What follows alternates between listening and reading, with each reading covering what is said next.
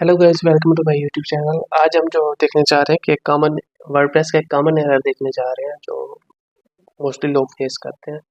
वो एरर है कि एरर एस्टैब्लिशिंग ए डेटाबेस कनेक्शन।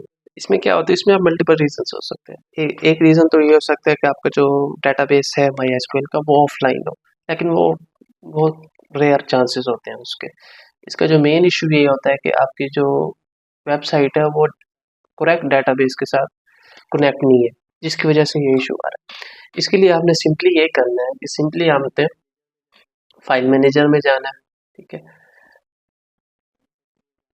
फाइल सेक्शन में जाके फाइल मैनेजर में जाना है। फाइल मैनेजर में जाके जो भी आपकी वेबसाइट हो उस डायरेक्टरी में जाना है। उस डायरेक्टरी में जाके उसकी फाइल में आपने ढूंढना है wp-config.php के नाम से एक फाइल होगी। ठीक है, ये रही।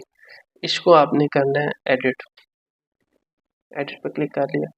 इसमें आप मेन चीज़ें जो होती हैं वो तीन होती है, जिसकी वजह से इशू आता है। डेटाबेस नेम होता है, ठीक है, डेटाबेस नेम होता है, डेटाबेस यूज़र होता है और डेटाबेस पासवर्ड होता है।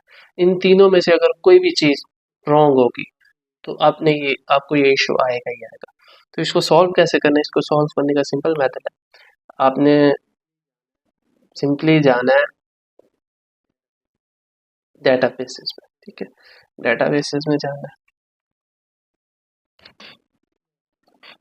MySQL डेटाबेसेस में। अब यहाँ पे आके आपने देखना है कि आपका डेटाबेस कौन सा है। अब हमारा डेटाबेस है यूजर नेम अंडरस्कोर WP654।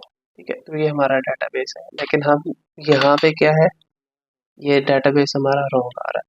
तो हम उसको जो है यहाँ पे पेस्ट कर देते हैं। एक चीज़ तो हमारी ठीक हो गई, सही है। अब हम डेटाबेस यूज़र चेक करते हैं कि डेटाबेस यूज़र कौन सा है। डेटाबेस यूज़र भी डिफरेंट है। ठीक है, इसमें डेटाबेस यूज़र भी जो है हम इसको पेस्ट कर देते हैं। सही है, अभी तो हम इसको सेव करके देखते हैं। अगर तो ये सेट हो जाता है तो ठीक है, अगर ये नहीं होता तो इसका मतलब है कि पासवर्ड का इसमें इशू होगा। तो अभी हम इसको इसी तरह से देखते हैं कि ये ओके होता है या नहीं। सेव चेंजेस किया, दैट्स इट, साइट आपकी लाइव होगी। तो ये हो गया। चलो, ये तो हमने देख लिया कि इसका पासवर्ड सेम था। अगर हम इसका पासवर्ड डिफरेंट कर लेते हैं, ठीक है, तो अगेन आपको वो इशू शो होगा। तो अब हमने इसको सॉल्व कैसे करना है? अब इसको सॉल्व करने का सिंपल सा मेथड है, आपने यहाँ पे यूजर्स में आ जाना है। यूजर्स में आके चेंज पासवर्ड में चले जाना है। अपना यूजर फाइंड करना है, उस वेबसाइट का यूजर कौन सा है, चेंज पासवर्ड में जाके आप इनपुट करना जाए पासवर्ड। आपकी मशीन में पासवर्ड जनरेटर के थ्रू जो है ये काम करने लगा। ठीक है, चेंज पासवर्ड, पासवर्ड चेंज हो गया। अब हमने ये जो न्यू पासवर्ड इस पे लगाया है उसको हम यहाँ पे पेस्ट कर देते हैं। पेस्ट करने के बाद हम इसको सेव कर देते हैं। सेव करने के बाद देखते हैं कि साइट लाइव है कि नहीं। दैट्स इट, साइट आपकी लाइव होगी। तो ये इशू इस तरह से होता है, सिंपली इस तरह से सॉल्व हो जाता है। मेन आपने ये देखना है कि आपके डेटाबेस के नेम ठीक होने चाहिए, डेटाबेस यूज़र जो है वो ठीक होना चाहिए, प्रॉपर होना चाहिए, कोई स्पेस नहीं होनी चाहिए उसमें एक्स्ट्रा, एंड आपका पासवर्ड बिल्कुल करेक्ट होना चाहिए।